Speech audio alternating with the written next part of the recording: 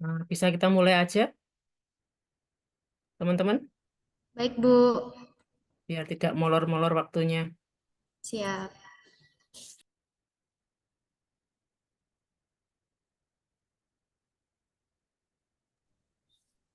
Baik, mari kita mulai. Selamat malam, teman-teman semua. Nah, Selamat malam, Pak Mika. Malam. Selamat malam. Selamat Semangat, malam, Bu semangat. Dina. Selamat malam, Pak Dita. Baik, perkenalkan, saya Diva Kornisa, mahasiswa Prodi Tata Kelas Seni ISI Yogyakarta, Angkatan 2022, yang bertugas sebagai MC pada acara Art Marketing Talk yang ke-11 ini. Selamat datang, teman-teman semua. Mungkin dari teman-teman sudah tahu apa yang akan kita bahas pada malam hari ini?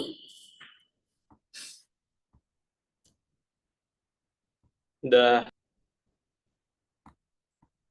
Baik, jadi pada Art Marketing Talk yang ke-11 ini kita akan membahas dua buku, yaitu yang pertama Secret of Breaking into the Film and TV Business yang akan dibawakan oleh pembicara kita, yaitu Ali Muhammad dan Jenny Daukartia.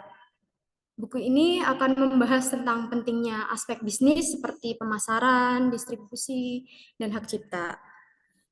Dan buku kedua, Art Unlimited, Dynamics of and Paradox of a Globalizing Art World yang akan dibawakan oleh Dian Elvita dan Naufal Hikam.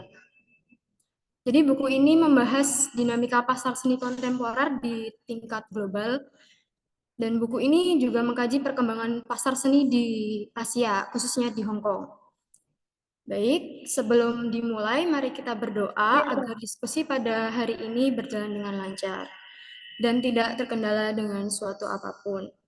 Berdoa menurut kepercayaan masing-masing, berdoa dipersilakan.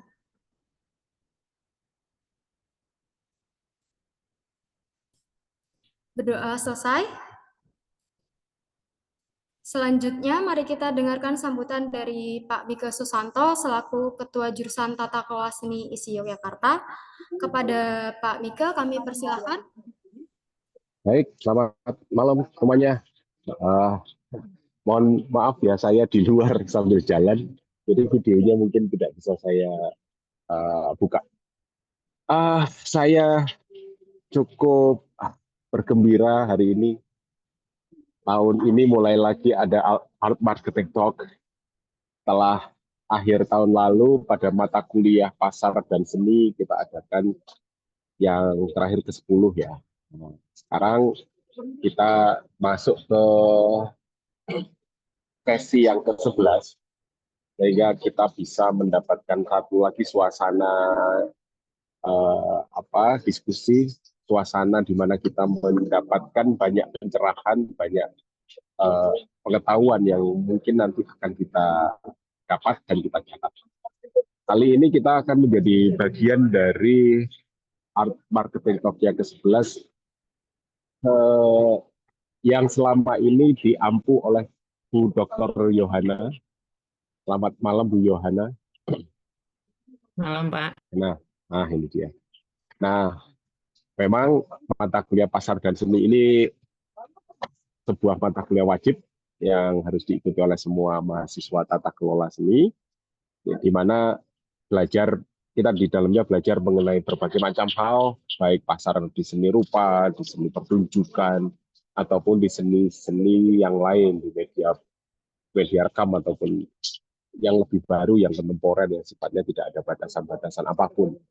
Nah, untuk menunjang itu, literasi menjadi bagian penting dari mata kuliah ini, sehingga forum Art Marketing Talk ini akan menjadi sangat penting, sangat berguna, dan tentu di samping kontennya, ini juga menjadi sarana belajar bagi para mahasiswa untuk bisa mempresentasikan pikiran-pikirannya, bacaan-bacaannya, maupun kemampuan membuat materi yang bersifat visual, gitu. Karena anak seni rupa lah ya.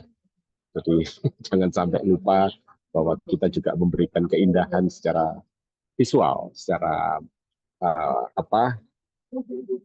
seni rupa secara umum. Nah, tanpa berpanjang lebar, monggo dilanjutkan sambil lalu kita makan minum bebas di rumah masing-masing, kecuali teman-teman yang ada di kampus ini kayaknya ya, itu juga bisa menikmati acara ini.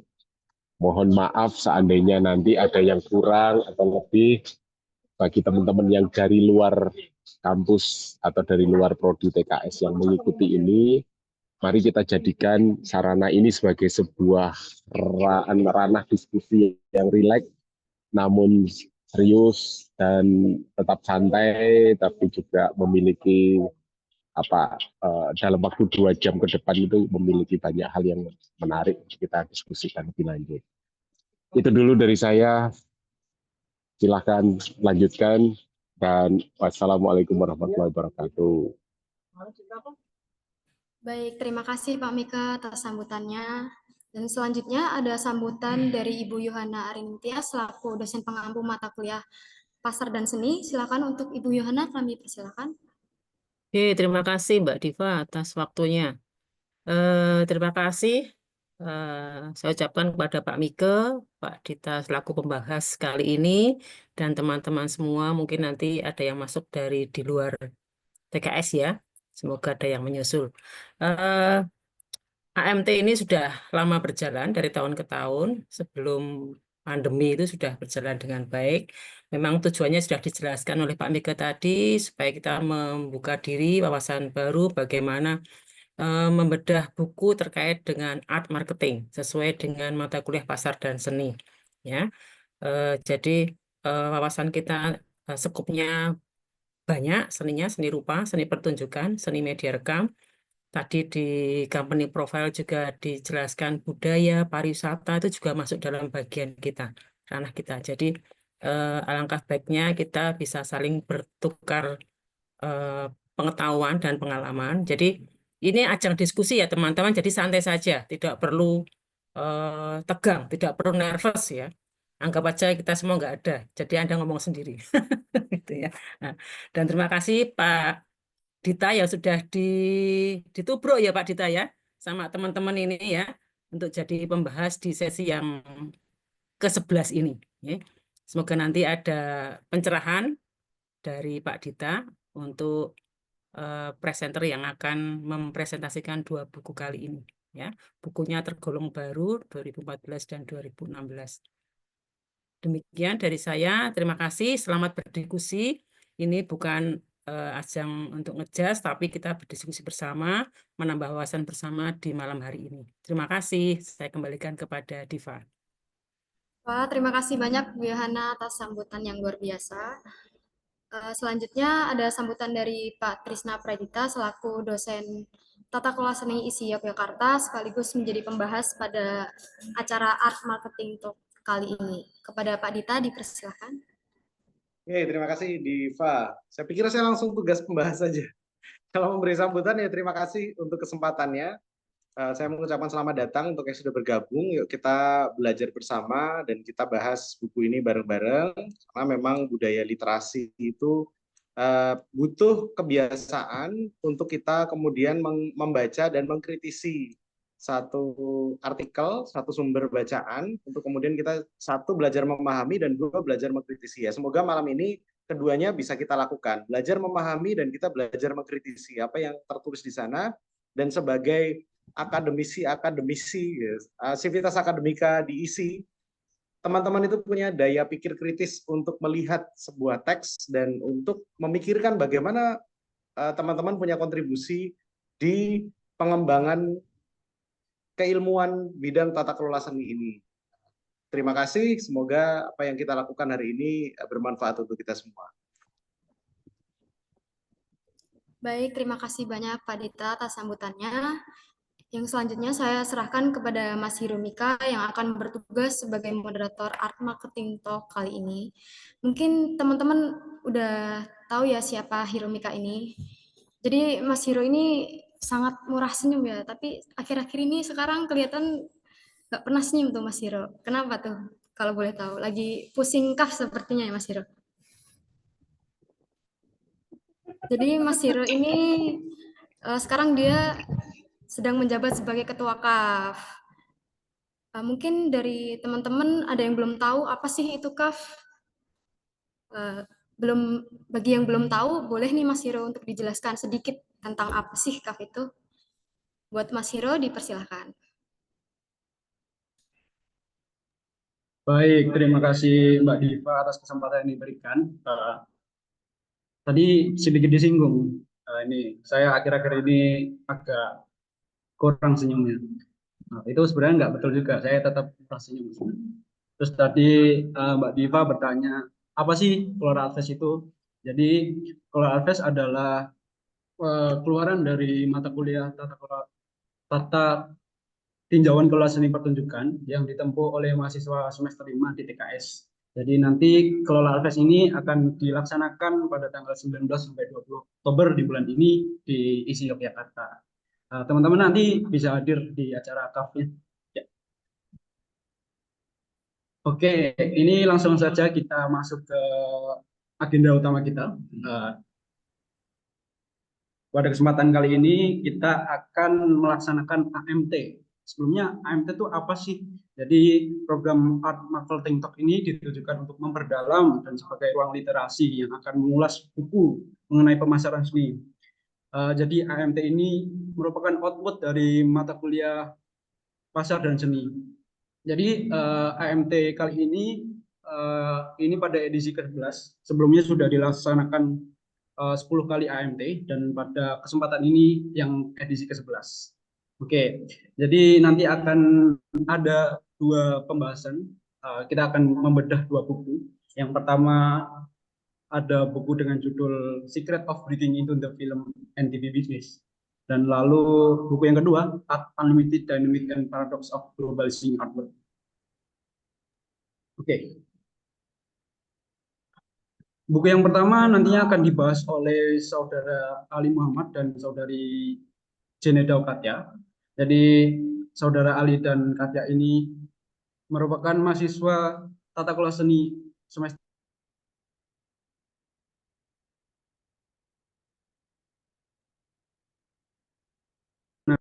pentingnya aspek bisnis dan pemasaran serta distribusi hak cipta pada ranah film. Buku ini menekankan pentingnya bagaimana memanfaatkan media sosial dan platform digital secara efektif, serta memberikan wawasan tentang strategi-strategi untuk mendistribusikan film. Nggak usah berlama-lama lagi, langsung saja kita mulai sesi panel diskusi yang pertama. Mas Ali dan Mbak Katya, disilakan.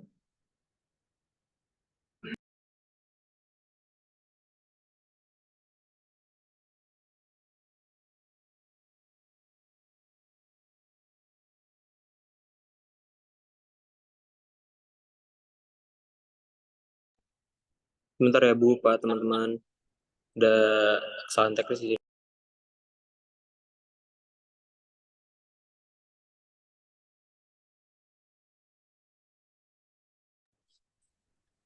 Boleh di share screen, Ruth?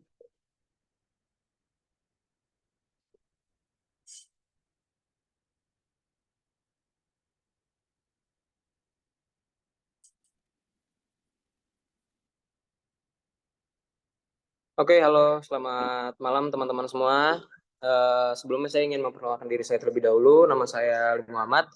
Saya merupakan seorang mahasiswa ISI jurusan Tata Kelola Seni. Di malam ini saya ingin membahas sebuah buku yang berjudul Secrets of Breaking into the Film and TV Business. Next.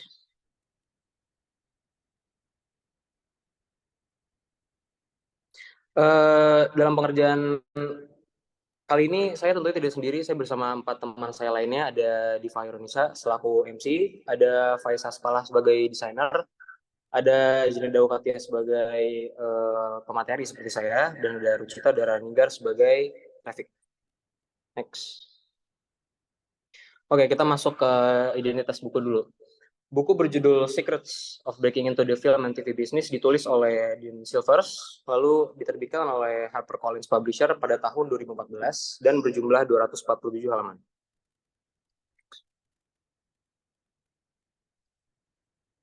Oke, di slide ini mungkin kita intermezzo sedikit ya teman-teman. Background si penulis itu siapa dan pencapaian itu apa aja sih selama berkecimpung di dunia perfilman ini. Dean Silvers lahir di Brooklyn, New York. Saat ini ia tinggal di Manhattan, New York bersama keluarga kecilnya, yaitu ada Marlene Hack dan kedua putranya Tyler Silvers dan Forrest Silvers. Beliau merupakan seorang sutradara, produser sekaligus penulis ya, pemenang banyak banget penghargaan dari banyak film layar lebar, acara televisi dan film pendek dan iklan juga. Tuh. Ia pun telah memproduksi banyak sekali film terkenal, termasuk Flirting with Disaster and Spanking the Monkey. Film-filmnya pun telah diputar di berbagai festival paling bergengsi di Indonesia, di dunia, termasuk Cannes dan Sundance. Next. Oke, dan kenapa kita memilih buku ini? Karena dapat poin yang utama ya. Karena buku ini memiliki koneksi yang cukup kuat dengan tema kita malam ini, yaitu tema art marketing. Dan ada relevansi terhadap industri film dan televisi. Lalu ketiga ada pasar dan peluang distribusi. Dan yang terakhir ada manajemen relasi dengan stakeholder.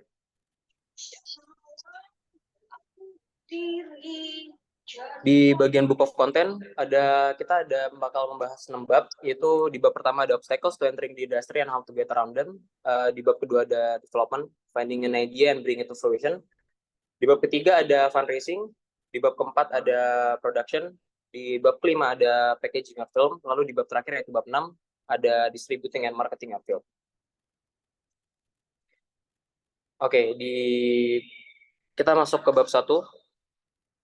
Obstacles to entering the industry and how to get around them.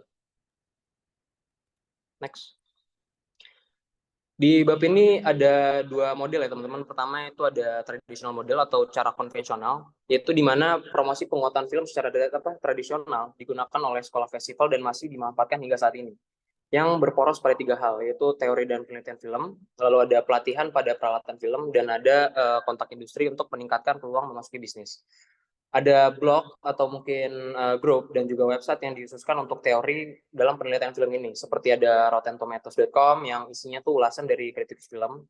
Namun ada juga salah satu tantangan bagi para lulusan sekolah film yang dimana caranya peluang kerja yang kecil meski telah menggunakan koneksi dari jaringan yang baik gitu.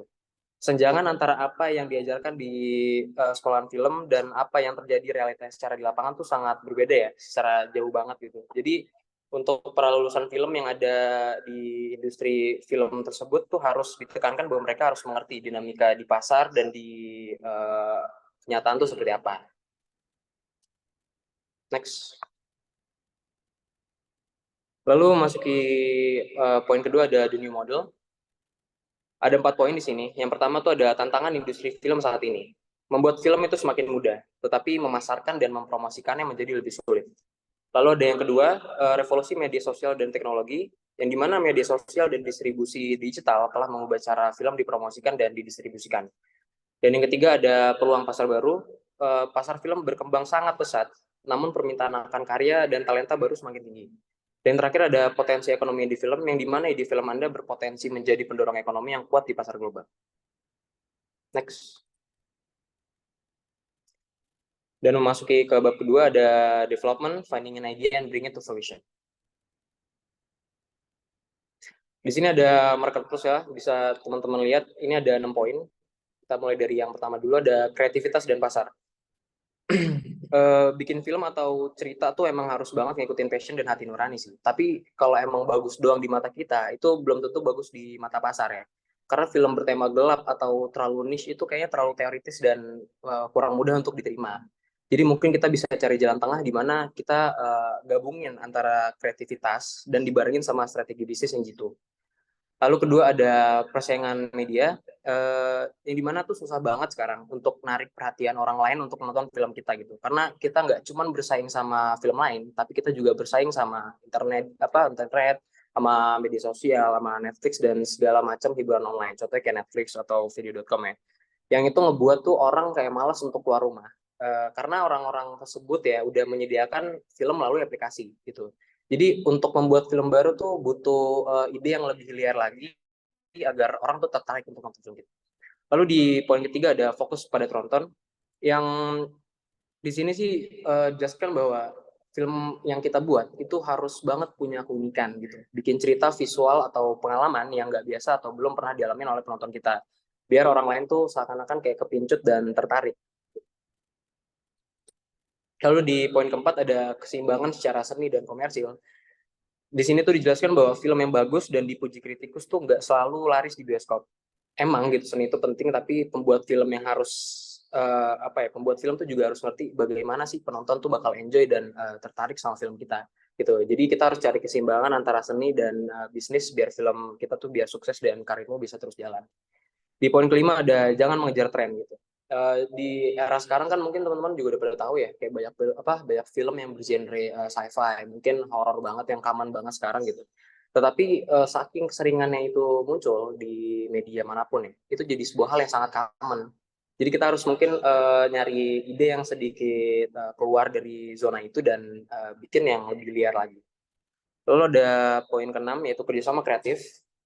Kalau nulis bukan keahlian utama Anda, masih bisa jadi jangan terlalu terpaku sama hal itu karena masalah kerjasama kita tuh masih bisa menggunakan atau memanfaatkan SDM yang lainnya. Contohnya ada produser atau mungkin penulis bahkan aktor juga untuk bisa involve dan masuk ke dalam kerjasama dalam mendevelop ide kita gitu. Atau juga selain itu kita bisa cari alternatif di mana kita bisa beli hak cerita dari orang lain yang sesuai dengan visi kita. Jadi nggak perlu banget untuk khawatir aku nggak bisa nulis atau apa. Banyak banget cara untuk kita bisa berkarya. Next. Oke, di bab ketiga ada fundraising. Di teori of fundraising ini ditekankan ya, pentingnya narasi yang efektif untuk mendapatkan dukungan finansial. Narasi ini bukan cuma tentang menjelaskan proyek, tapi juga menggambarkan identitas dan visi kita gitu di industri seni yang khususnya film yang sangat kompetitif ini. Gitu. Kemampuan untuk menjual ide dari diri kita, sponsor tuh atau investor dan kolaborator sebagainya itu penting banget gitu. Jadi dengan narasi yang otentik atau yang penuh passion itu bisa jadi hal yang menentukan gitu untuk karir kita ke depan. Lalu ada practicalities of fundraising. Dalam dunia film itu penggalangan dana itu ditujukan untuk ngasih untuk ke investor gitu. Tapi untuk film pendek itu rada susah karena butuh proses yang panjang ya. Jadi kita bisa mencari alternatif di mana kita bisa mendekati yayasan atau adakan fundraising atau mungkin crowdfunding gitu. Jadi untuk bisa mendapat modal di awal lalu kita balikin di suatu saat kita sudah menggunakan atau mengerjakan proyek yang lebih besar. Next. Oke, interesting point chapter 3 ya. Pasar film pendek dan film fitur memiliki karakteristik dari peluang dan yang berbeda gitu. Tetapi kebanyakan sangat relevan dan industri film saat ini, dari industri saat ini. Film pendek seringkali memiliki pasar yang lebih terbatas, namun tetap bisa dijangkau melalui berbagai saluran. Festival film merupakan tempat yang ideal untuk memamerkan karya ini, dan juga banyak banget kayak festival seperti Sundance atau mungkin Cannes gitu, Cannes Short Film Corner.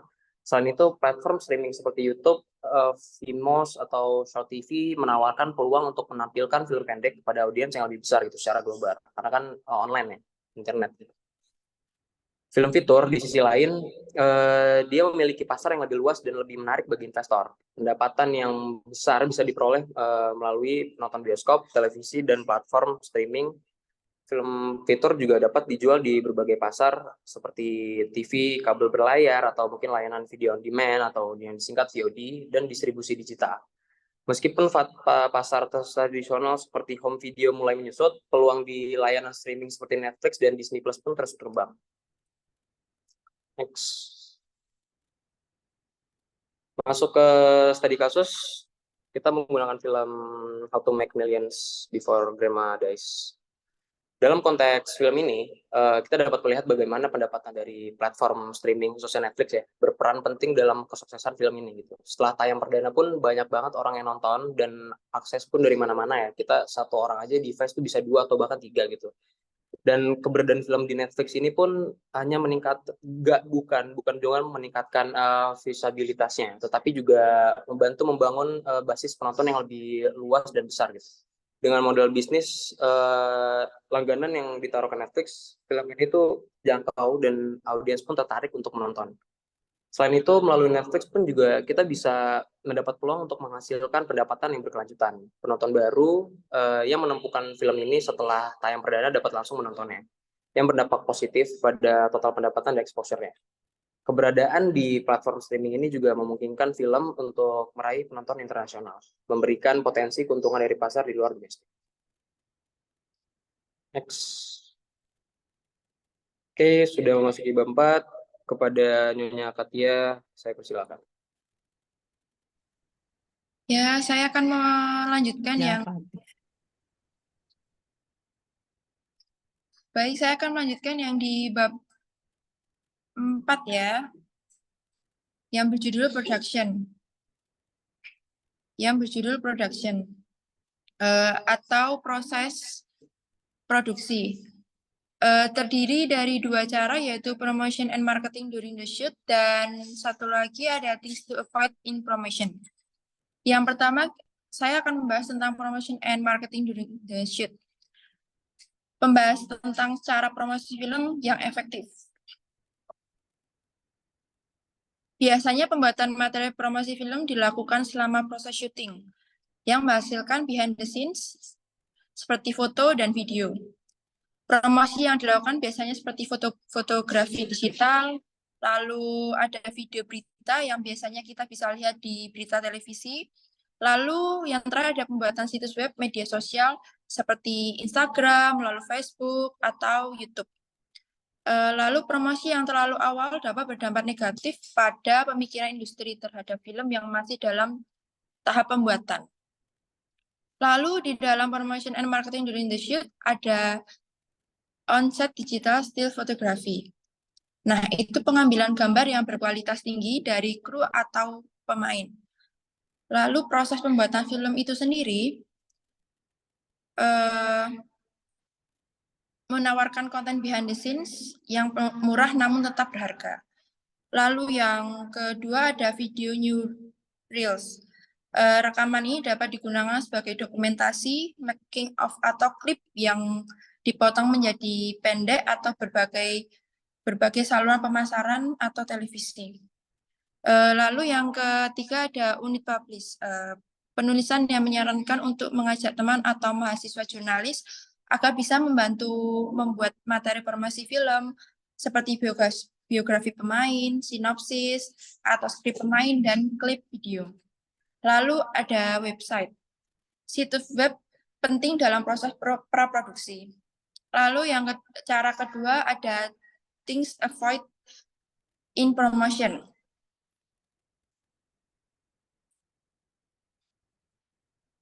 Hindari publikasi berlebihan selama praproduksi dan produksi.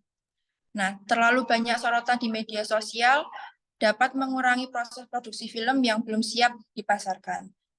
Lalu yang kedua ada kampanye promosi awal hanya efektif untuk film besar dengan bintang terkenal. Nah, yang dimaksud yaitu film dengan anggaran yang besar dan melibatkan aktor ternama dapat dimanfaatkan untuk promosi lebih awal. Karena manfaatnya untuk promosi film yang mereka bintangi lebih awal, daya tarik yang mereka sudah terbentuk, daya tarik yang aktor ternama itu daya tarik dari mereka sudah terbentuk. Namun untuk film yang tidak melibatkan aktor besar, lebih baik promosinya mendekati rilis film saja.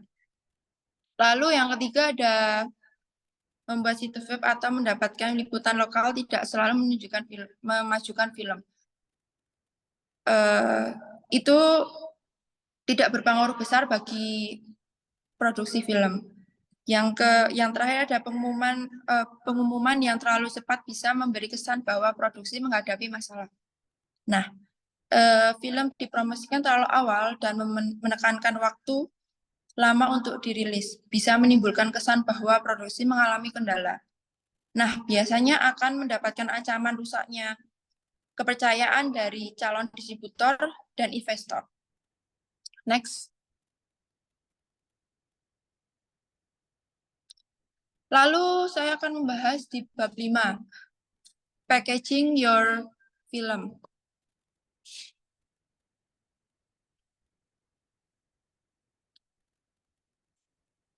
Di packaging your film ini ada 2 cara, yaitu preparing the style dan yang satunya ada the art to broadcast. Nah, pertama saya akan menjelaskan yang preparing the style.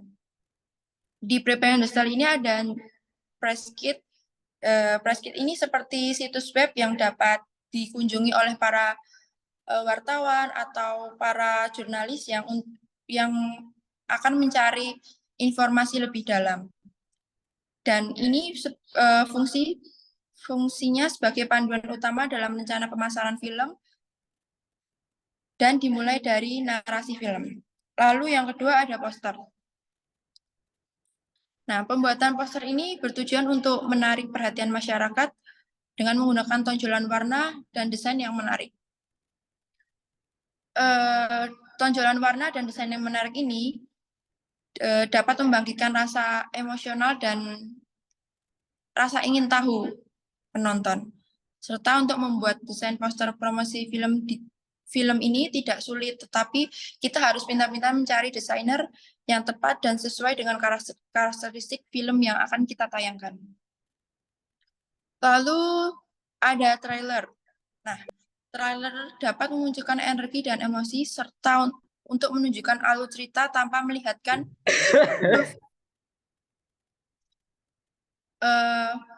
trailer ditayangkan sepatah atau dua patah cuplikan saja.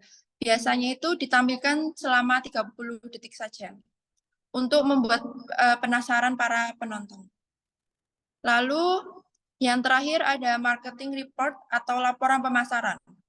Laporan pemasaran mencakup analisis audiens target, pasar yang ingin dijangkau, lalu ada strategi pemasaran.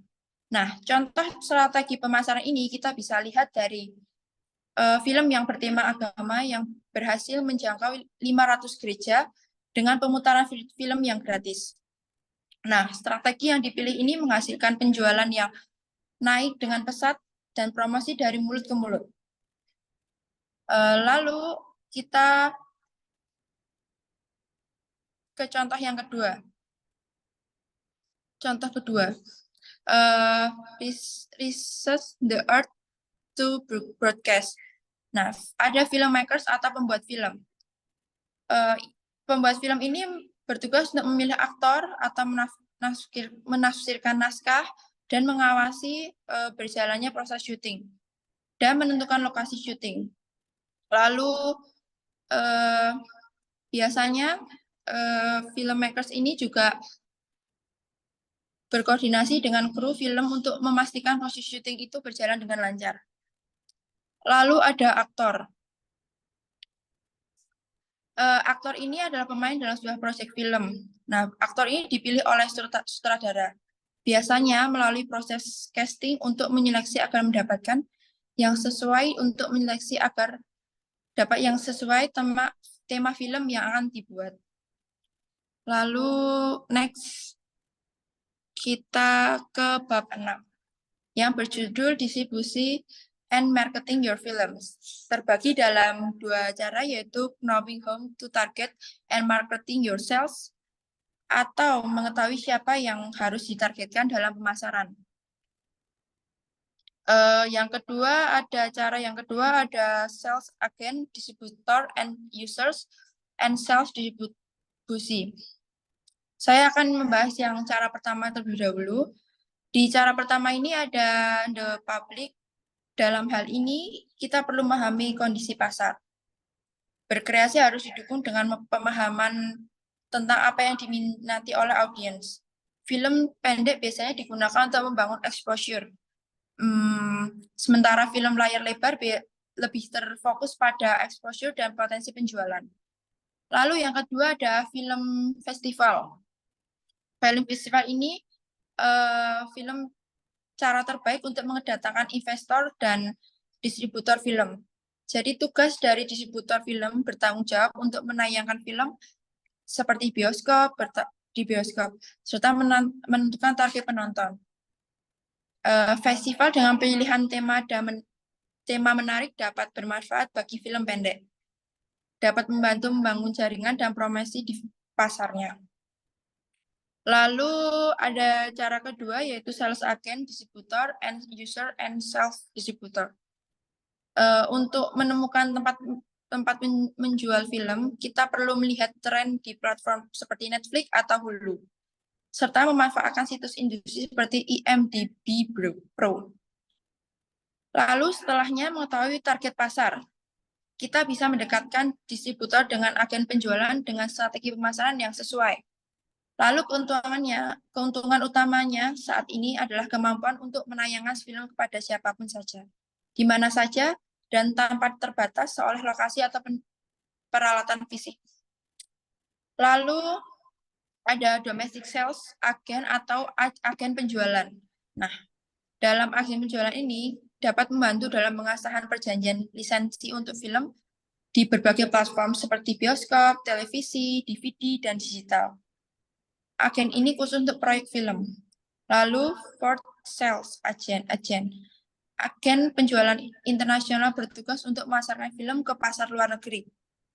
Untuk menemukan agen yang tepat, memanfaatkan IMDb Pro. Agen yang kamu pilih memiliki pengalaman yang baik dan tidak ada keluhan dari klien sebelumnya. Lalu ada distributor atau end user. Jika tidak bisa menemukan agen, kamu bisa langsung menghubungi distributor atau pihak yang akan menayangkan filmmu. Biasanya distributor ingin menonton film secara online, jadi harus ada perlindungan keamanan yang seperti penggunaan nomor transkripsi. Lalu ada self-distributor atau distribusi mandiri. Menjual film ke platform tertentu tanpa dipungut biaya atau komisi, lalu tidak ada pungutan pihak ketiga. Lalu yang berikutnya ada marketing companies atau perusahaan pemasaran. Perusahaan yang bertanggung jawab untuk mempromosikan film yang akan ditayangkan. Ada beberapa tugas yang akan dilakukan mereka. Salah satunya ada merancang kampanye iklan, kedua ada mengelola media sosial, dan yang ketiga membuat rancangan trailer. Lalu berikutnya ada publish, mengelola citra dan reputasi film. Tugas dari publish menyusun strategi komunikasi, mengatur wawancara, dan serta menyiapkan siaran pers. Lalu yang berikutnya ada social media marketing. Memanfaatkan platform seperti YouTube, meningkatkan exposure yang tinggi. Lalu biasanya juga mulut ke mulut melalui media sosial yang seperti Instagram Reels. Lalu ada your film deliver materials. Kita perlu menyiapkan materi rilis yang tepat, seperti cetakan 35 mm DCP atau Blu-ray. Gunakan koneksi dengan timmu untuk mendapatkan saran tentang cara menyiapkan materi ini. Lalu ada your film's release strategies. Ini banyak distributor sekarang yang memilih untuk merilis film secara digital bersamaan dengan rilis di bioskop agar penjualannya lebih maksimal. Lalu pembuatan film ini biasanya kesepakatannya spill right, di mana tim mereka mengurus rilis di bioskop, sementara distributor fokus menjual hak digitalnya.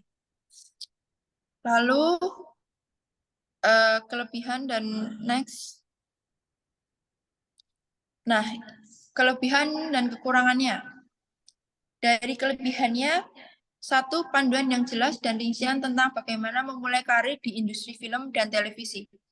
Lalu kedua, buku dilengkapi dengan studi kasus dan contoh nyata, termasuk pengalaman pribadi penulis yang membantu pembaca memahami tentang tantangan dan peluang di industri ini. Lalu yang terakhir, kekurangan yang terakhir yaitu kelebihan yang terakhir yaitu banyak nilai-nilai penting tentang pemasaran dan membangun jaringan film. Lalu berikutnya ada kekurangan. Kekurangan dari buku ini yaitu buku ini ditulis sepenuhnya dalam bahasa Inggris. Hal ini menjadi tantangan bagi pembaca yang tidak fasih dalam bahasa Inggris. Lalu yang kedua, buku ini lebih banyak berfokus pada pasar film dan televisi di Amerika Serikat, yang mungkin kurang relevan bagi pembaca di luar US yang menghadapi aturan pasar dan dinamika yang berbeda. Lalu kekurangan yang terakhir yaitu meskipun penulis memberikan banyak saran dan dari pengalamannya sendiri, mungkin ini tidak relevan untuk semua orang. terutama bagi mereka yang memilih latar belakang berbeda atau berpotensi dalam konteks yang tidak sama. Lalu yang next.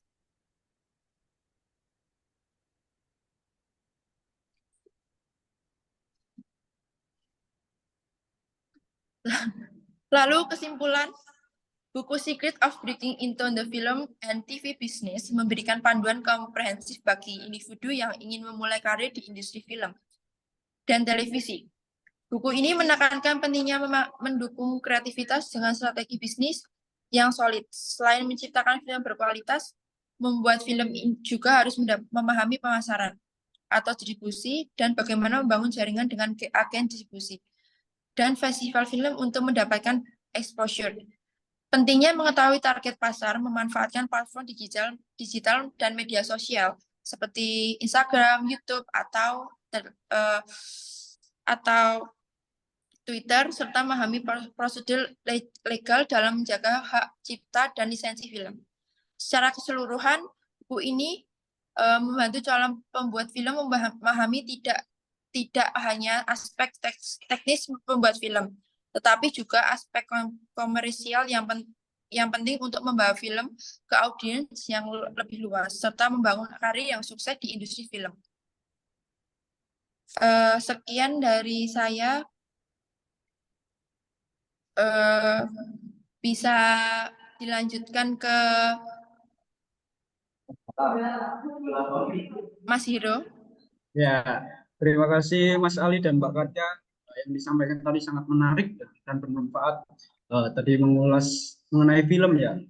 Ini tentunya bermanfaat khususnya bagi teman-teman yang ada dan berkecimpung di dunia perfilman. Tadi disampaikan mengenai tantangan yang dihadapi saat memproduksi film, lalu peluang kerja yang harus dicari atau pemasaran serta distribusi film itu. Tadi juga Waduh. Tadi disinggung film yang ada di Netflix, How to Make Millions Before Fame Die. Pasti teman-teman udah pada nonton ya, film yang menguras air mata ya. Terus juga tadi ada strategi funding dan strategi broadcast yang dapat dimanfaatkan supaya film itu dapat pada pemasaran global. Oke, untuk teman-teman yang mau tanya kepada Mas Ali dan Mbak Katya, kita tahan dulu ya, nanti ada pada sesi di terakhir. Ini kita lanjut ke pemateri kedua. Pemateri kedua akan membahas buku dengan judul Art Unlimited Dynamic and Paradox of Globalizing Art World oleh Franz Kultis, Erwin Single, Rafael Kufler, dan Thomas Mazurana. Buku ini menekankan dinamika pasar seni kontemporer di pasar global. Buku ini mengkaji perkembangan pasar seni di Asia, khususnya di Hong Kong, yang meskipun mengalami pertumbuhan yang signifikan, tapi masih menghadapi tantangan seperti dominasi perspektif Barat dan penekanan pada aspek komersial. Buku ini akan dibedah oleh saudara Noval dan saudari Dian Elvita. Masih sama, kedua orang ini adalah mahasiswa Tata Kelola Seni semester 5. Kepada saudara Noval dan Mbak Dian, disilakan.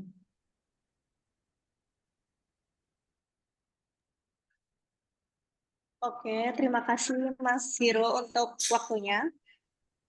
Selamat malam teman-teman semua, selamat malam untuk Pak Mike, selamat malam untuk Bu Aja, selamat malam untuk Pak Dita. Perkenalkan kami dari kelompok 2. Selamat malam. Kenapa? Perkenalkan kami dari kelompok 2 yang pada malam hari ini akan membedah buku mengenai Art Unlimited. Lanjut. Sebelum kita mulai ke pembahasan yang pertama, ini saya perkenalkan diri saya dulu terlebih dahulu. ini.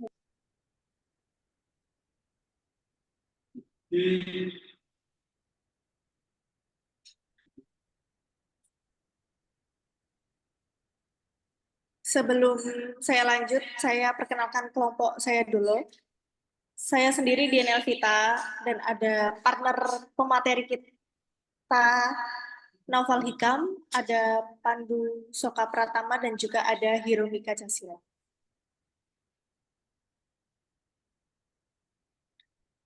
Oke, untuk slide selanjutnya di sini ada data mengenai Art Unlimited.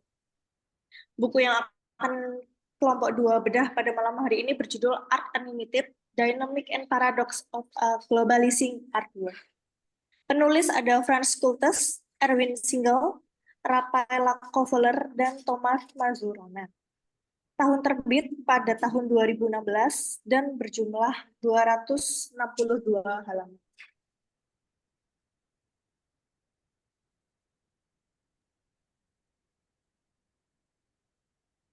Baiklah, mari kita berkenalan dengan 4 penulis luar biasa di balik buku ini.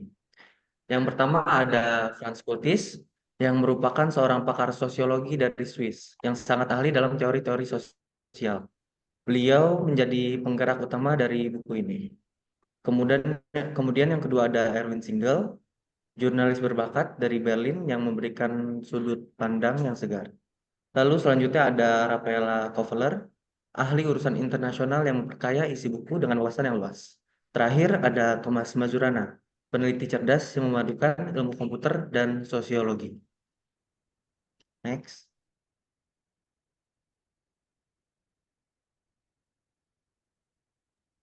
Oke, di slide selanjutnya, ini kita akan berbicara tentang alasan kenapa kelompok 2 memilih buku Art Unlimited.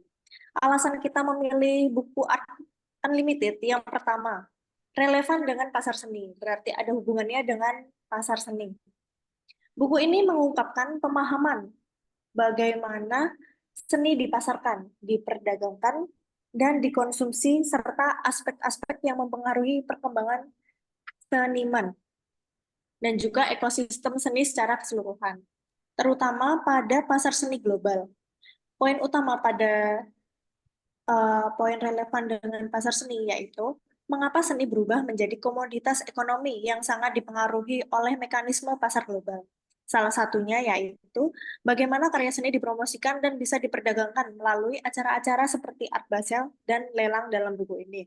Di poin kedua ada eksplorasi globalisasi dalam dunia seni yang berhubungan dengan berkembangnya secara internasional.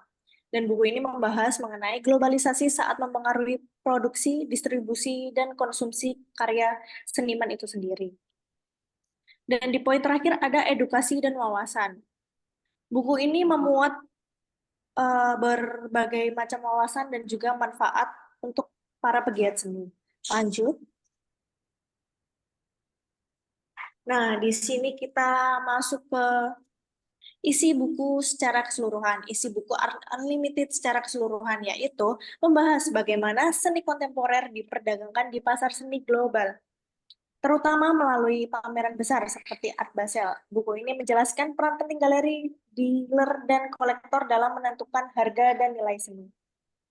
Yang kita tahu biasanya seni itu adalah ekspresi, tetapi seni juga sebagai barang yang bisa dijual dan menjadi simbol status sosial. Selain itu, buku ini membahas mengapa hanya segelintir orang yang memiliki akses ke karya seni yang bernilai tinggi, kenapa orang awam tidak bisa, serta bagaimana globalisasi mempengaruhi perdagangan seni di seluruh dunia.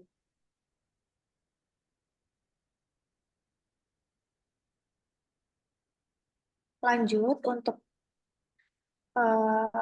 bab-bab yang ada di buku Art Unlimited. Di sini di bab 1 ada Introduction Art Unlimited, di bab 2 membahas tentang perspektif teritorial, teori terra incognita, di bab 3 ada Voice from an Emerging Art File, di bab 4 ada The Olympic of Art of Distant Realms, di bab 5 ada Contemporary Art and its extreme public, dan di bab terakhir yang paling penting yaitu ada A World Turned Upside Down. Di sini adalah poin utama.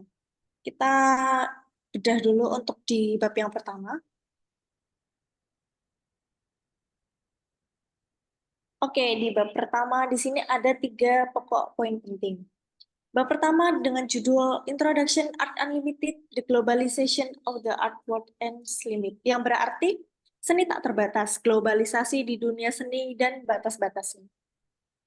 Untuk poin-poin penting di sini ada globalisasi sebagai narasi dunia seni, kebangkitan Cina sebagai pemain global, dan yang terakhir Hong Kong sebagai jembatan penghubung. Apa itu yang dimaksud? Oke, lanjut. Untuk bab 1, slide sebelumnya dulu, mohon maaf. Untuk bab 1 kita membahas tentang bagaimana seni kontemporer telah menjadi komoditas di pasar seni global yang tak ada batasnya. Pameran seni internasional seperti Art Basel berperan penting dalam membentuk pasar seni global pada buku ini. Dealer seni dan galeri mengendalikan pasar dengan mempromosikan seniman tertentu, sementara kolektor menciptakan nilai melalui pembelian karya pada buku ini. Oke, untuk slide selanjutnya.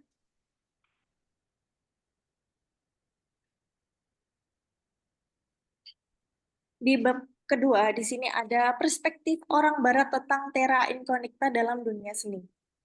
Di sini ada beberapa poin yang sudah tertulis dalam buku ini ialah terra incognita sering dikenal dengan istilah tanah tak dikenal. Dalam bahasa Latin merujuk kepada wilayah atau bidang pengetahuan yang belum dijelajahi atau belum diketahui oleh banyak orang.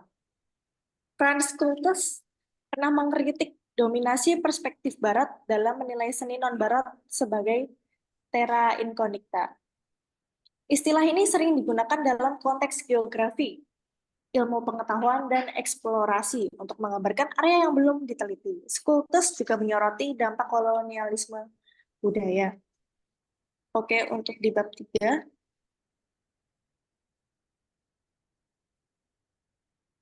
Nah, di bab 3 ini kita ada di judul Voice from an Emerging Art Field, yang berarti suara dari bidang seni yang baru berkembang atau baru muncul.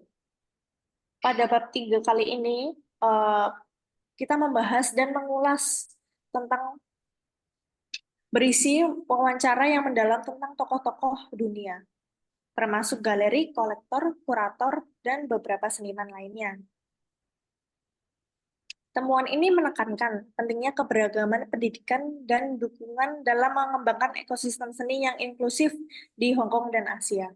Wawancara ini juga menyoroti beberapa pegiat seni dalam mengintegrasikan aspek komersial dengan nilai artistik yang ada. Sebagai kesimpulan dalam bab 3 ini, meskipun pasar seni di Hong Kong dan Asia terus berkembang secara pesat, hambatan seperti dominasi komersial dan kurangnya dukungan budaya tetap menjadi kendala dalam bab ini. Pendidikan pengembangan seniman lokal dan pengakuan atas karakter unik seni Asia adalah faktor utama untuk menciptakan ekosistem seni yang lebih kuat dan lebih terhubung secara global. Jadi di bab 3 ini kita lebih mengulas tentang seni dalam membangun ekosistem seni yang lebih inklusif. Lanjut untuk bab 4. Jadi lebih isinya wawancara dan ulasan-ulasan.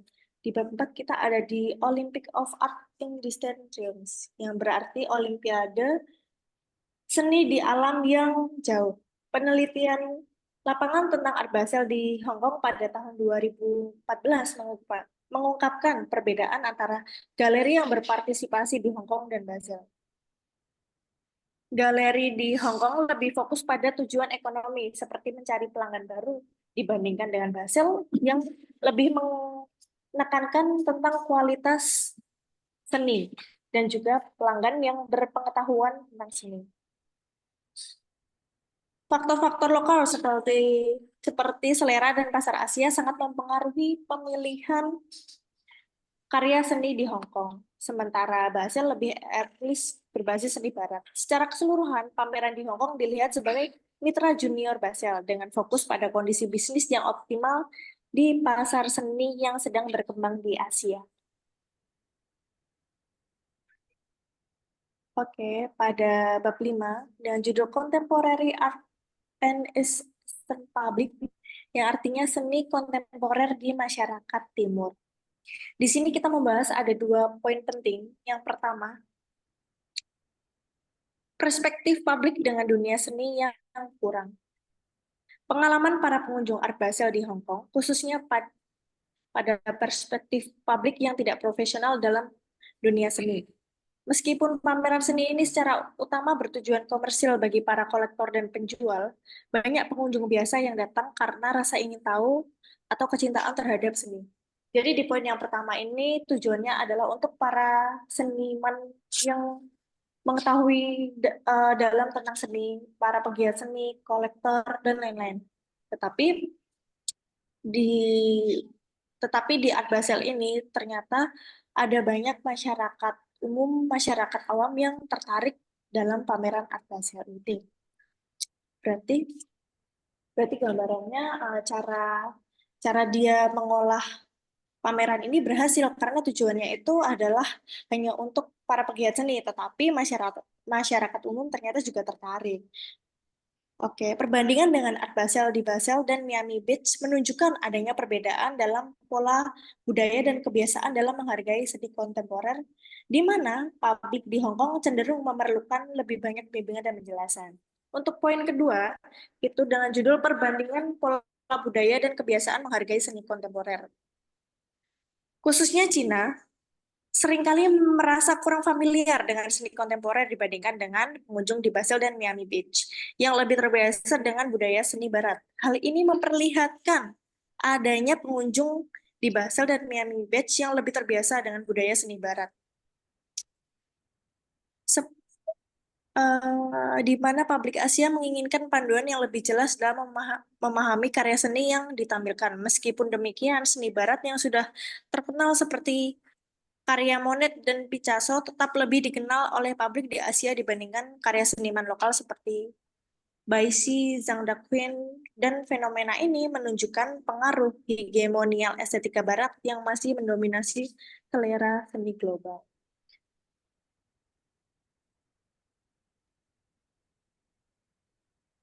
Kita masuk ke bab 6 dari buku ini yang berjudul A World Turned Upside Down. Judul ini menggambarkan perubahan besar di pasar seni Asia, di mana tradisi dan modernitas bertemu, menciptakan realitas baru yang terus berkembang. Kita masuk ke poin pertama dalam bab ini, yaitu The Birth of an Art Field under the Aegis of the Global Art Market. Sejak tahun 90-an, pasar seni di Asia, khususnya Cina, mengalami pertumbuhan pesat yang didorong oleh meningkatnya kelas menengah yang melihat seni sebagai simbol, status, atau juga sebuah investasi. Meski begitu, pertumbuhan ini kerap terpengaruh oleh dinamika ekonomi global yang menyebabkan adanya fluktuasi dalam permintaan dan nilai karya seni itu sendiri. Lalu, adanya dominasi rumah lelang internasional juga mempengaruhi pasar seni Asia, memaksa seniman lokal untuk menyesuaikan diri dengan selera barat yang dapat menguburkan identitas budaya mereka sendiri. Oleh karena itu, kolaborasi antara galeri lokal dan institusi global diperlukan untuk mendukung keberagaman dan keaslian karya seni Asia. Selanjutnya di poin kedua, yaitu Globalization and Modernization as catching up development. Globalisasi telah memberikan dampak besar pada pasar seni kontemporer di Asia, mulai dari menghubungkan seniman, kolektor, dan institusi dari seluruh dunia. Cina yang dulunya dianggap marginal, kini bertransformasi menjadi pusat pertumbuhan pasar seni yang menjanjikan. Selain itu, kita melihat perubahan dalam perilaku koleksi seni yang kini beralih dari seni klasik ke seni kontemporer.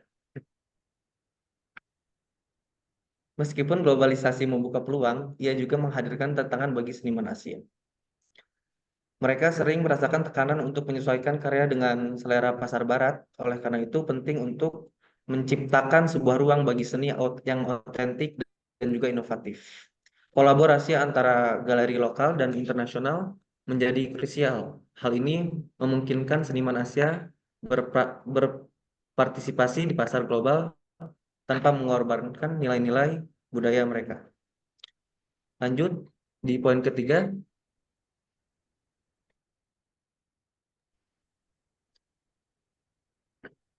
Selanjutnya poin ketiga mengenai komersialisasi dan institusionalisasi dalam dunia seni.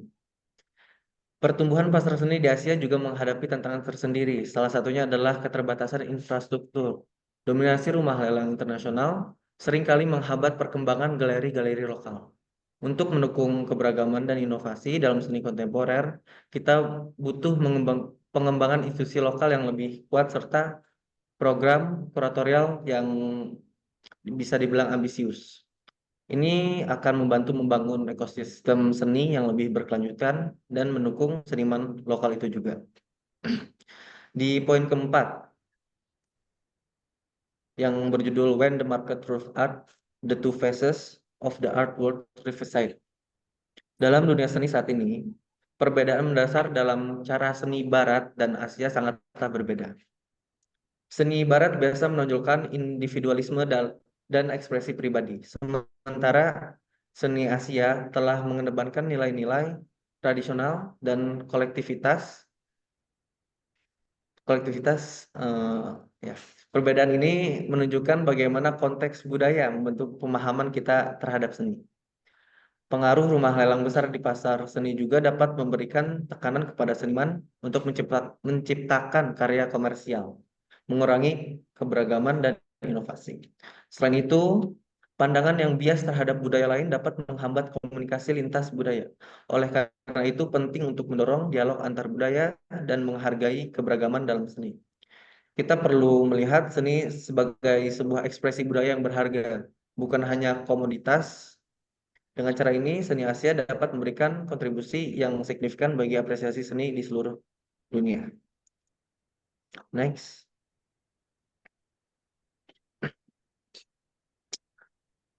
Untuk kelebihan dan kekurangan yang ada di buku ini, yang bisa kita simpulkan, buku ini memiliki beberapa kelebihan yang menarik. Penulis memberikan analisis mendalam tentang pasar seni kontemporer dalam era globalisasi. Menyorot pengaruh pameran bergengsi seperti Art Basel terhadap nilai reputasi seniman. Selain itu, buku ini mengupas peran dealer dan galeri dalam menentukan harga serta posisi seniman di pasar seni global. Terdapat juga wawasan berharga mengenai perkembangan pasar seni di Asia, terutama di Hong Kong, serta pergeseran fokus dari nilai artistik ke nilai finansial sebagai bagian dari komersialisasi seni. Untuk kekurangannya yang bisa saya simpulkan mungkin hanya terdapat di dalam gaya penulisan akademis dalam buku ini, terasa sulit dipahami oleh pembaca-pembaca umum. Itu saja, next.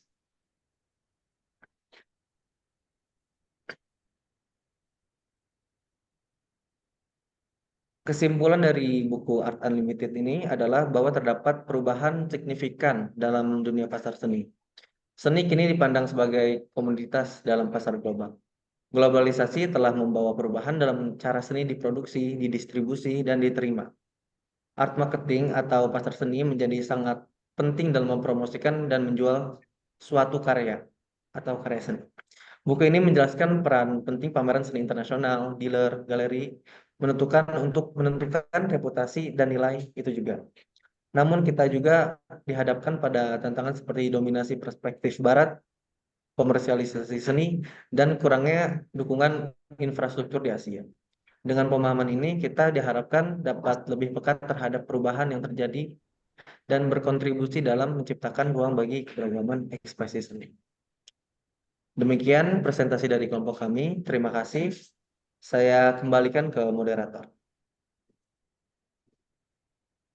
Oke, baik. Terima kasih Mbak Uci dan Mas Nopal telah menyampaikan materi presentasi buku berjudul Art Unlimited Dynamic and Part of Globalizing Art World. Jadi tadi Mbak Uci dan Mas Nopal menyampaikan mengenai ranah seni rupa, khususnya pada seni rupa kontemporer. Tadi menyinggung mengenai perbandingan seni yang berkembang di Asia Timur, khususnya di Hong Kong itu sendiri, dengan kiblat seni yang ada pada benua Barat. Tadi diberikan contoh Art Basel itu sendiri. Tadi ada perbandingan Art Basel yang dilaksanakan di Basel langsung dengan Art Basel yang dilaksanakan di Hong Kong. Jadi terjadi perbedaan antara keduanya, di mana seni rupa yang berkembang di Asia itu masih mengedepankan dominasi aspek tradisional serta pola budaya yang berbeda. Ini menjadi perbedaan antara keduanya.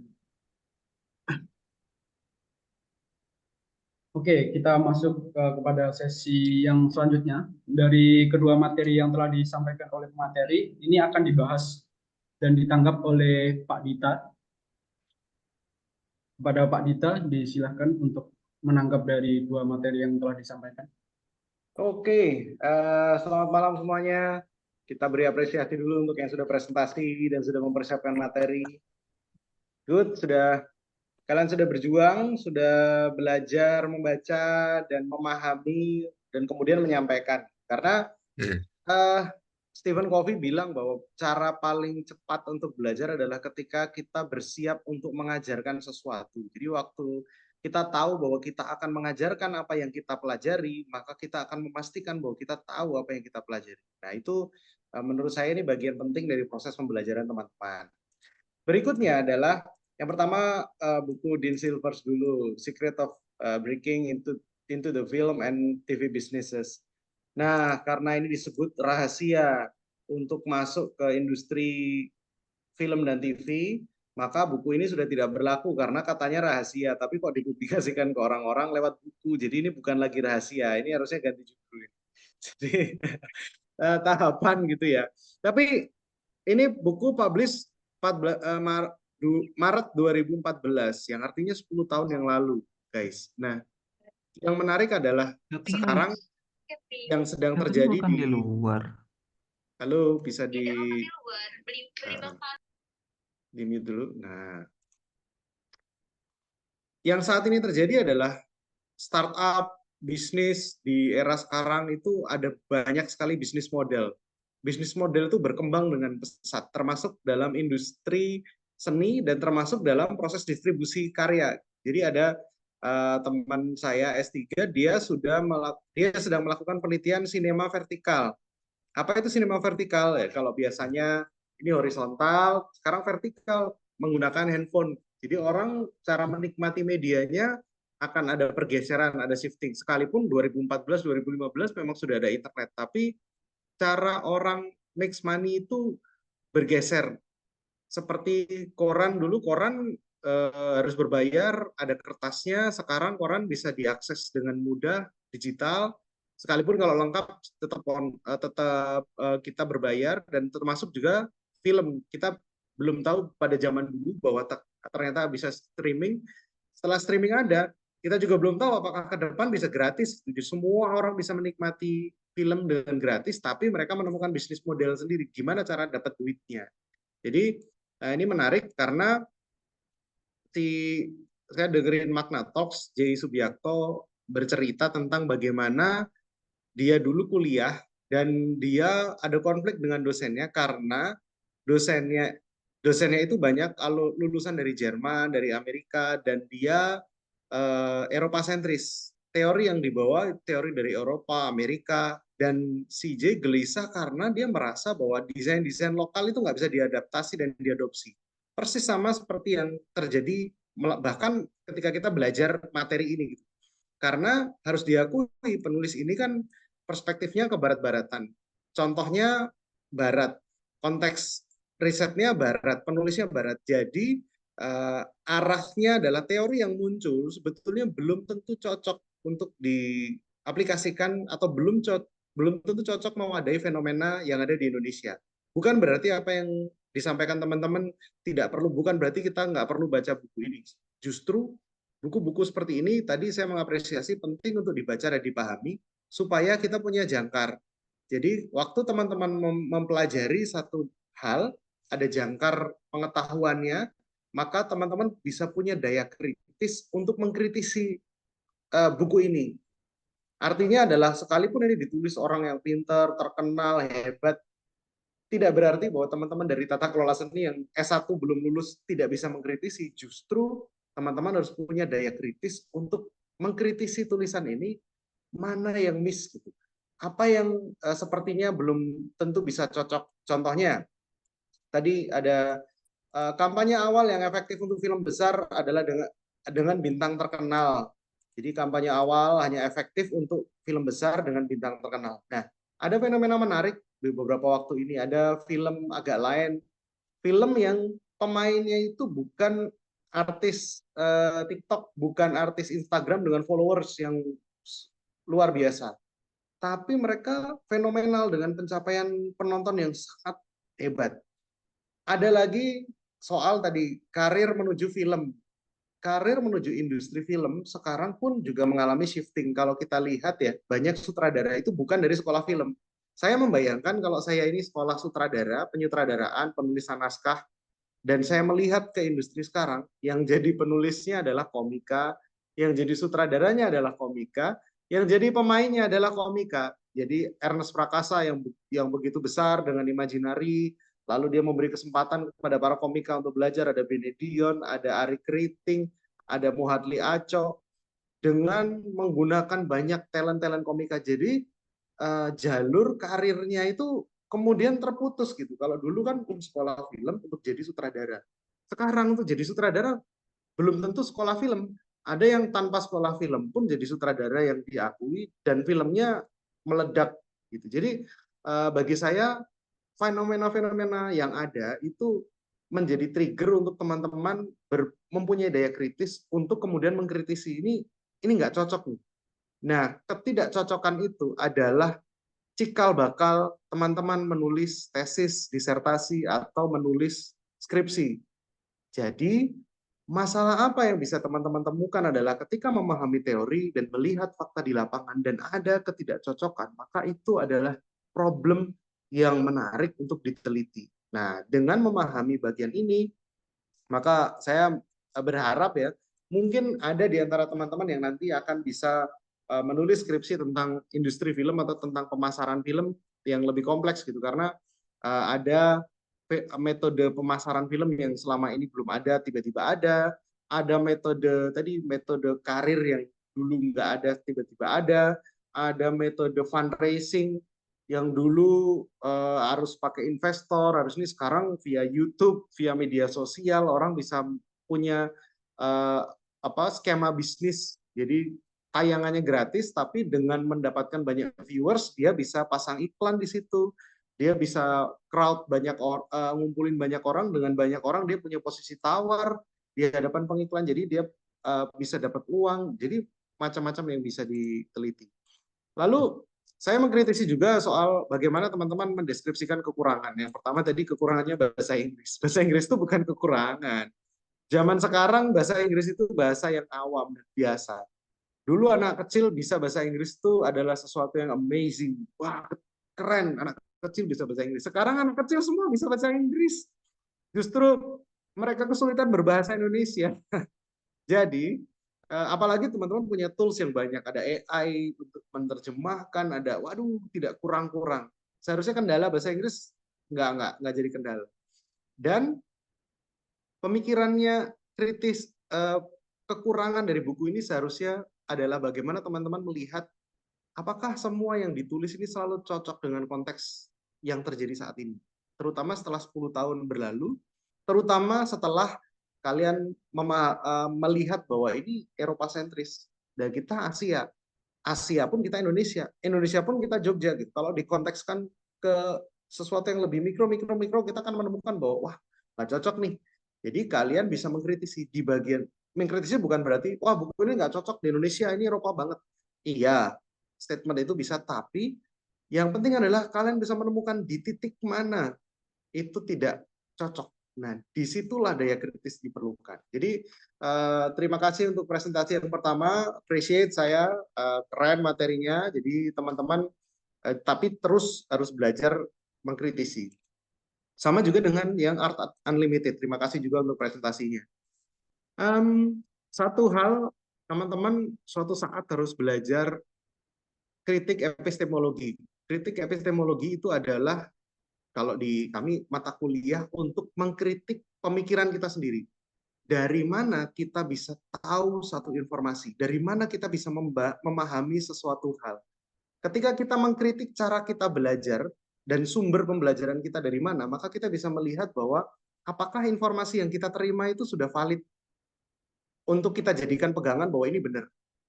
Contohnya gampangnya dulu ada bumi datar, ada bumi bulat, semua boleh punya argumen. Tapi kita harus mengkritik pemikiran kita sendiri. Waktu saya bilang bumi itu datar, dari mana saya punya argumen bahwa bumi itu datar? Oh, saya dikasih tahu si A. Saya baca artikel A. Siapa sih yang nulis artikel A? Dia dipengaruhi apa sih? Dia menulis dalam konteks apa sih? Oh, begini-begini. Oh, pantesan dia punya tendensi ini. Atau saya percaya bumi bulat. Wah, kenapa saya percaya? Oh, saya Amerika banget. Saya suka nonton film.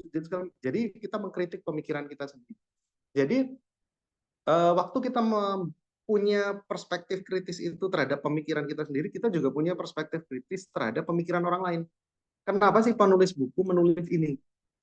Dan ketika kita melihat fakta bahwa buku ini ditulis dengan metode etnografi, maka kita akan tahu bahwa buku ini pasti dalam, tapi belum tentu luas. Etnografi itu penelitian mendalam terhadap satu hal, dia terlibat jadi satu bagian di dalam apa yang dia teliti, tapi kekurangannya adalah tidak bisa digeneralisasikan. Ini harusnya masuk di kekurangan. Karena saya ikut Bu Yohana, maka saya sedang meneliti bagaimana seorang dosen di TKS, khususnya Bu Yohana, waktu mengajar dia, saya akan mendeskripsikan Bu Yohana, saya ikuti beliau, saya melihat cara ngajar, saya semua. Tapi apakah kesimpulan saya tentang Bu Yohana bisa ditempelkan ke dosen yang lain diisi atau bahkan dosen di luar isi? Ya belum tentu, karena konteksnya pasti berbeda. Nah, sama juga dengan Art Unlimited ini. Dengan perspektif kebarat-baratan itu, melihat fenomena pasar di Asia, maka kesan yang saya lihat adalah Asia itu nggak teredukasi dengan baik soal seni kontemporer. Betulkah itu? Ya bisa jadi betul, bisa jadi enggak. Nah, itu tadi kembali ke daya kritis kita. Coba deh kalian melihat di sekeliling, bener nggak ya? Statement ini kalau kita tempelkan di Artjok sebagai pameran seni kontemporer, ini sesuai nggak yang ditulis si penulis ini dengan fenomena yang ada di sekeliling kita? Nah, kalau kalian menemukan ketidaksesuaian, nggak cocok nih, di Artjok prakteknya nggak begitu, atau di Jogja, di Jakarta, Art Jakarta, atau di mana nggak begitu, orang-orang paham kok. Baru kalian akan menemukan, oh berarti ini menarik nih untuk dikaji lebih dalam. Jadi itu jadi pintu masuk untuk teman-teman masuk lebih dalam lagi untuk menggali dan menjadikan ini bahkan jadi bagian tugas akhir. Terus tentang infrastruktur seni kontemporer seperti apa yang tadi kan disebutkan di teorinya ada. Tapi bagaimana kemudian infrastruktur seni yang ada di sini? Ada apa? Bagaimana infrastruktur seni kontemporer, apakah harus selalu lewat galeri? Apakah harus lewat jasa? Maksudnya harus lewat perspektif seorang kurator. Tadi dibutuhkan kurator yang agresif, yang progresif. Wah, kurator yang benar-benar berjasa di balik itu, yang bekerja keras. Apakah memang harus selalu seperti itu? Dan apakah itu memang ciri khusus seni kontemporer? Itu pertanyaan-pertanyaan susulan setelah kita memahami bacaan. Lalu ada terra incognito, area yang belum diteliti. Nah, ini menarik karena ini perspektif kolonial banget. Perspektif kolonial akan melihat negara dunia ketiga, negara dunia Asia ini adalah sebagai objek penelitian, kayak kalau musik itu musik etnomusikologi, musik etnis, musik tradisi, yang ngomongin soal yang udah terbelakang gitu. Padahal belum tentu juga, karena ketika sudah dimainkan sekarang dengan konteks sekarang, yaitu musik kontemporer juga yang dimainkan dengan alat yang lama misalnya. Jadi ini bagian-bagian yang penting. Dan contohnya tadi publik Hong Kong, publik China, wah itu yang menarik. Apakah dua publik itu bisa merepresentasikan Asia, bisa merepresentasikan Indonesia? Maka akan timbul pertanyaan-pertanyaan lanjutan. Itu yang saya lihat, dan tadi kekurangannya ketika dia pakai etnografi, kelebihannya pasti dia akan mendalam, dia akan melihat data itu real, dekat sekali dengan objek yang dia amati, tapi kelemahannya adalah itu tidak bisa digeneralisasikan. Maka perlu penelitian lanjutan untuk memastikan bahwa apa yang ditulis itu bisa mewadahi fenomena yang ada di luar. Jadi saya kembali mengapresiasi, saya berharap teman-teman ketika mempelajari dan mempresentasikan ini, pasti yang pertama itu akan ingat apa yang disampaikan, akan memahami, dan yang kedua adalah semoga muncul pertanyaan-pertanyaan lanjutan. Semoga muncul curiosity untuk kok gini ya, kok ini nggak cocok ya, kok ini menimbulkan pertentangan di batin saya. Kok saya nggak terima sama statement ini, atau kok saya gelisah sama teori ini yang bilang begini, padahal menurut saya enggak, atau saya jadi gelisah sama praktek ini, padahal di teorinya jauh beda. Nah, kegelisahan-kegelisahan itu yang akan menuntun teman-teman pada penelitian-penelitian lanjutan, dan penelitian itu pasti akan sangat penting untuk pengembangan bidang keilmuan tata kelola seni di masa depan. Terima kasih. Saya kembalikan ke moderator. Baik, terima kasih Pak Dita atas tanggapan yang diberikan kepada dua pemateri tadi. Oke, ini kita masuk ke sesi terakhir. Kita akan berdiskusi. Bagi teman-teman yang punya pertanyaan mungkin bisa raise hand atau menuliskan pertanyaannya di komen.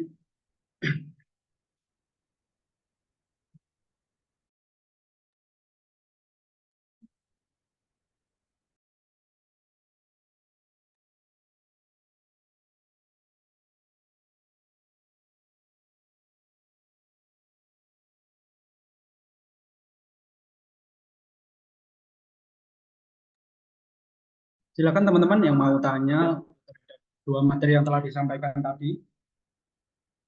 Mungkin ada yang perlu, masih ada yang belum jelas, bisa langsung disampaikan. Halo, aku mau tanya dong. Oke, dengan siapa ya ini? Mas Kiki ya? Kenalin, aku Kiki dari TKS 22 juga. Aku mau tanya untuk kelompok yang pertama nih, yang buku Secret of Breaking Into the Film and TV Business tadi tuh. Gimana sih cara film fitur tuh dapat bersaing dengan konten digital lainnya? Sama aku ada satu pertanyaan lagi untuk kelompok yang kedua, yang bahas buku Art Unlimited tadi. Gimana peran galeri tradisional berubah dengan munculnya pasar seni digital? Apakah mereka masih relevan? Gitu. Oke, terima kasih. Oke, terima kasih Mas Kiki atas pertanyaan yang diberikan. Kita langsung menuju ke kelompok yang pertama dulu, dari pemateri yang pertama. Silakan Mas Ali dan Mbak Katia. Oke, kayaknya aku bakal ngejawab sih. Mungkin jawaban untuk itu bisa kita bilang adalah untuk produksian itu mungkin kita yang bisa kita tawarkan adalah ini kualitas produksi yang lebih tinggi tentunya gitu, cerita yang lebih dalam lagi, terus kualitas acting si aktor pun itu juga menjadi penentu juga ya, untuk lebih unggul, mungkin untuk lebih superior dari film yang lain gitu sih. Dan juga ada pengalaman sinematik yang nggak bisa ditawarin sama film lainnya. Itu jawaban singkat Tiki. Oke, apakah sudah cukup menjawab Mas Kiki? Sudah, makasih. Oke. Selanjutnya kita beranjak ke pertanyaan yang kedua. Akan dijawab oleh Mas Noval dan Mbak Uci.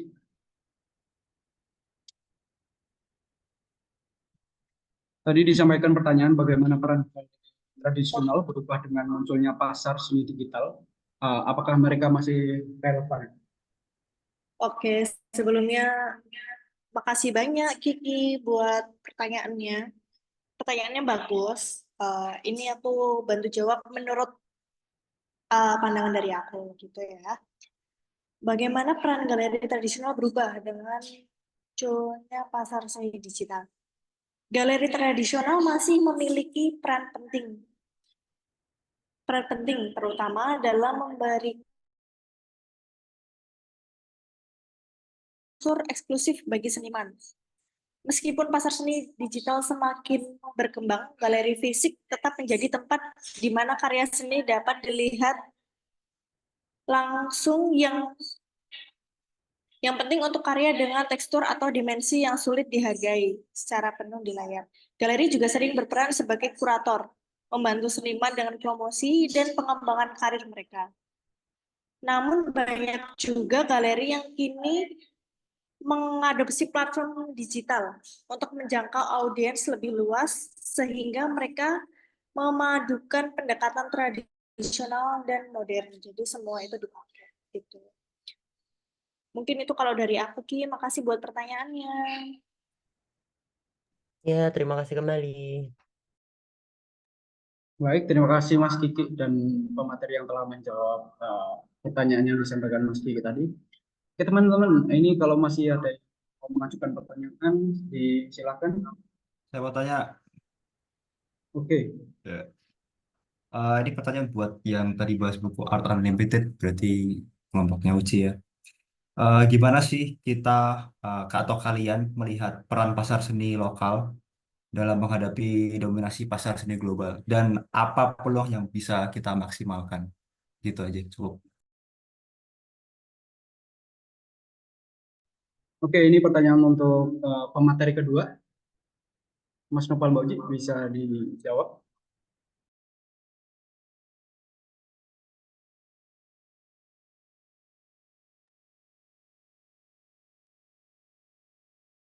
Baik,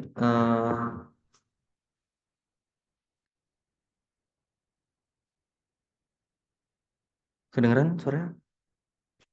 Baik, untuk jawabannya, pasar seni lokal memiliki potensi besar untuk berkembang, terutama dalam mempromosikan karya seniman yang merefleksikan budaya dan identitas lokal. Meskipun pasar seni global sering mendominasi dengan tren internasional, pasar seni lokal bisa memanfaatkan keunikan dan diferensi untuk menarik kolektor yang mencari karya yang otentik dan berbeda. Festival seni lokal ke meskipun pasar seni global mendominasi dengan tren internasional, pasar seni lokal bisa em, memanfaatkan keunikan dan diferensi ini untuk menarik kolektor yang mencari karya dan otentik yang berbeda. Festival seni lokal, pameran regional, serta kolaborasi antar seniman dan galeri lokal dapat mendapat strategi untuk memperkuat pasar seni. Di sisi lain, digitalisasi memungkinkan pasar seni lokal menjangkau audiens global sehingga memungkinkan seniman lokal berkompetisi di kancah internasional. Mungkin itu saja. Terima kasih. Oke, terima kasih Mas Ito dan Mas Nopal telah melaksanakan tanya jawab tadi.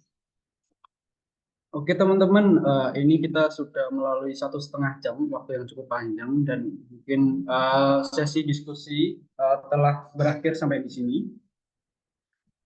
Terima kasih kepada kedua materi yang telah menyampaikan presentasinya saat tadi. Selanjutnya saya serahkan kembali ke Mbak Ita.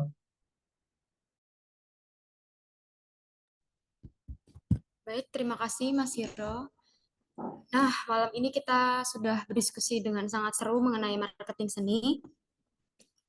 Dan tentunya keren sekali buat para pemateri malam ini. Kita beri apresiasi yang meriah dulu dong buat para pemateri kita hari ini.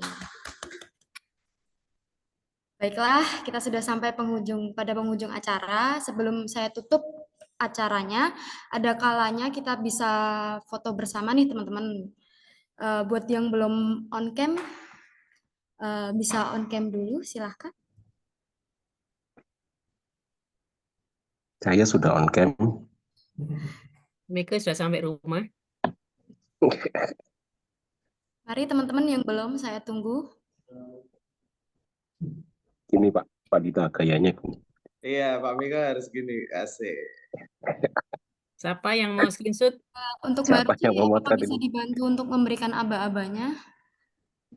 Kita tunggu dulu, masih banyak sekali yang belum on Oh, cam. belum. Mohon untuk on cam, teman-teman. Keren kalian. Aman. Presentasinya oke. Slide 1 dulu Moga-moga ya. minggu depan lebih bagus lagi. Ya, standarnya sekarang sudah bagus, besok lebih bagus. Udah difoto belum? Sudah belum? 1, 2, 3. Bentar. Cepet banget ngitungnya. 1, 2, 3. Slide selanjutnya. Di tangan keburu pegel nih. 1, 2, 3.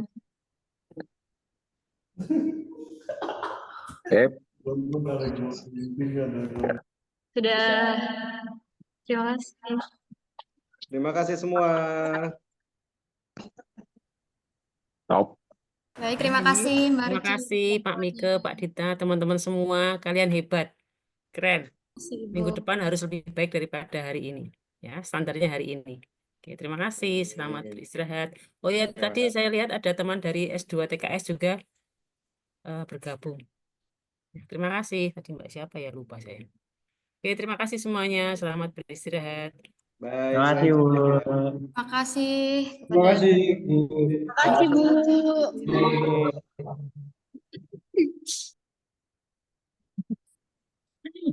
kasih kepada